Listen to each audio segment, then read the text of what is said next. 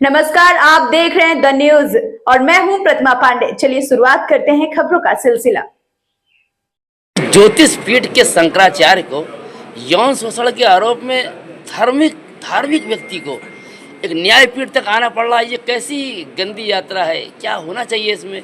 ये हो क्यों रहा है? न्यायपीठ बना किस लिए है? न्याय के लिए। न्यायपीठ इसलिए हाँ, बना है ताकि न्याय के लिए वहाँ लोग उपस्थित हो। लेकिन आप धर्म के सर्वोच्च पद पर आसीन है शंकराचार्य, वहाँ तक उनको खींच ला गई। ये कैसी व्यवस्था है? ऐसा है कि जो आरोप लगाने वाला है वो किस मानसिकता का व्यक्ति है, वही इससे प्रदर्शित होता है। वो घृणित मानसिकता का व्यक्ति है और शंकराचार्य जी महाराज के इस परंपरा को बदनाम करने के लिए जो उसने दुष्ट प्रयास किया है, उसके लिए न्यायपालिका उसको दंडित करेगी। इस प्रयास के लिए कितनी बार भगवान शंकराचार्य को बार बार आना पड़ेगा? ये क्या है?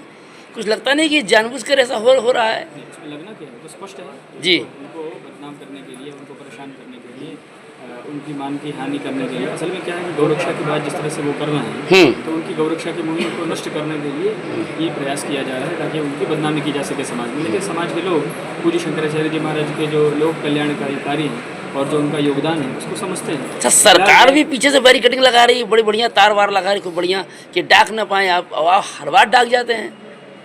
फिलहाल उनको लगता है कि हम लोगों को वो रोक पाएंगे।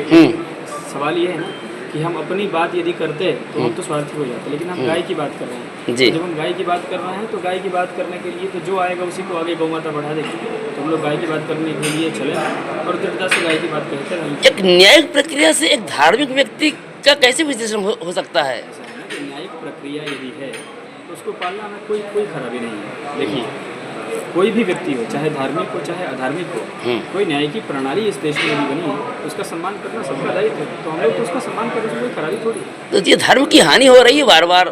धर्म की हानि नहीं हो रही है, तो स्पष्ट हो रहा है कि धर्म में एक ऐसे आशुतोष दुराचारी जैसे कालनेमी नकली जटा लगा करके, नकली चंदन लगा करके, झूठा आंसू बना करके जो समाज को ठग रहा है, अब समाज के लोग देख करके उसको देख रहे हैं कि भाई ये किस तरह से दुष्ट कालनेमी जैसे लोग घूम रहे हैं समाज। धर्म का तो परिष्कार, देखिए धर्म इतना व्यापक शब्द है ना कि धर्म की हानि आशुतोष जैसे दुराचारी के आने से कुछ नहीं होगा। जी। इसका तो परिष्करण ही होगा समाज के सामने और दूसरा। लेकिन ये व्यवस्था का बड़ा भारी परिमार्जन है कि ये हो क्या रहा है। लोग बड़ा आपस में बड़ा कंफ्यूज हैं लोग कि भगवान शंकराचार्य जैसे महान व्यक्ति पर भी ऐसा आरोप लग रहा है। देखिए, आरोप लगाने वाला तो किसी के ऊपर भी, हम आपके ऊपर आरोप लगा दें, हमको कहना क्या है? हम जाके कह दें कि हमने ऐसा, कोई किसी के ऊपर भी आरोप लगा सकते हैं, जो जिस मानसिकता है उस तरह का आरोप लगा दें।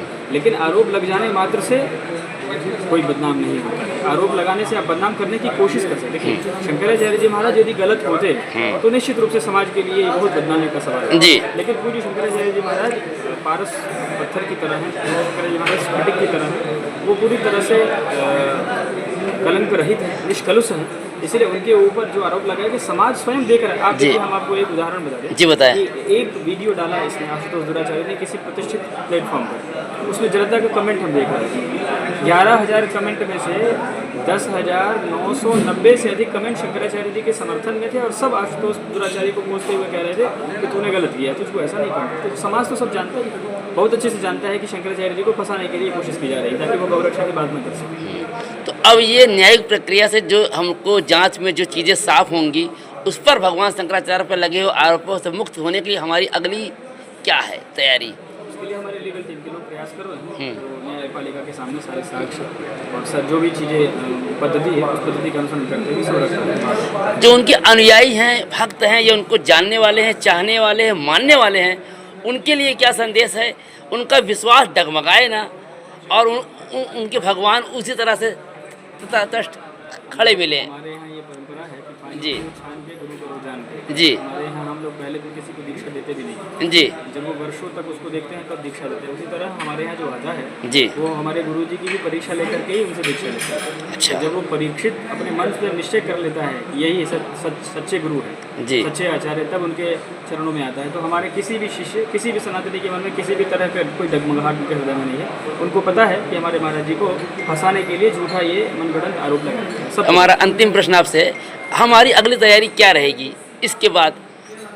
हम कहाँ तक अपने आप को डिफेंड करेंगे। हमारी तैयारी केवल गोरक्षा की है, उसके ऊपर जी। तैयारी करना है। जहाँ तक कानूनी पहलू है उसको देखने के लिए लीगल टीम के हमारे अधिवक्ता विशिष्ट लोग लगे हैं डॉक्टर परमेश्वरनाथ मिश्रा जी के नेतृत्व में। वो सब लोग जिस स्तर पर जहाँ जहाँ जो आवश्यकता पड़ेगी उसको फुलफिल करने के लिए वो तैयार है। चलिए बहुत धन्यवाद आपका।